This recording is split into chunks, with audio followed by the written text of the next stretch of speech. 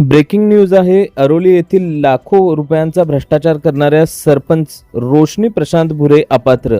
भाजपचे सुनील अडगुळकर यांच्या खांद्यावर कार्यकारी सरपंच म्हणून जबाबदारी.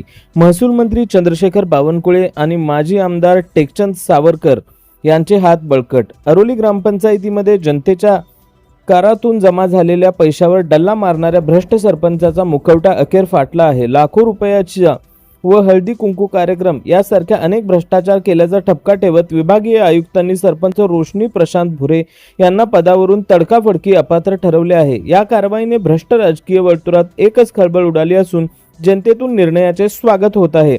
अरोली ग्रामपंचायतीमध्ये जनतेच्या पैशाची लूट करून सुरू असलेला भ्रष्टाचाराचा खेळ अखेर थांबला आहे. लाखो रुपयांचा गफला करणाऱ्या सरपंच रोशनी प्रशांत भुरे यांच्यावर विभागीय आयुक्तांनी अत्यंत कठोर कारवाई करत त्यांना थेट पदावरूनच हटवले आहे. या निर्णयामुळे भ्रष्ट गोटात खळबळ उडाली आहे. नेमके काय घडले? ग्रामपंचायतीच्या तिजोरीवर ढल्ला मारल्याचा आणि आर्थिक व्यवहारात गंभीर अनियमितता केल्याचा ठपका रोशनी प्रशांत भुरे यांच्यावर ठेवण्यात आला होता.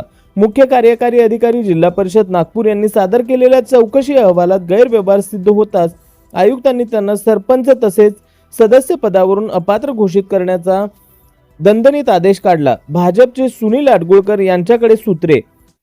प्रशासकीय पारदर्शकता राखण्यासाठी आणि ग्रामपंचायतीचा ठप्प झालेला कारभार मार्गी लावण्यासाठी सुनील रवींद्र अडगुळकर यांची कार्यकारी सरपंच म्हणून नियुक्ती करण्यात आली आहे. सचिवही गोत्यात. या भ्रष्ट कारभारात केवळ सरपंचच नाही तर ग्रामपंचायत सचिवही तितकेच जबाबदार असल्याचे निष्पन्न झाले आहे.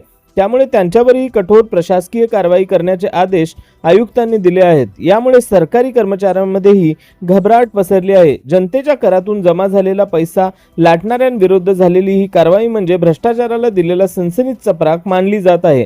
आता नवीन कारभार कशा प्रकारे चालतो याकडे संपूर्ण तालुक्याचे लक्ष लागले आहे.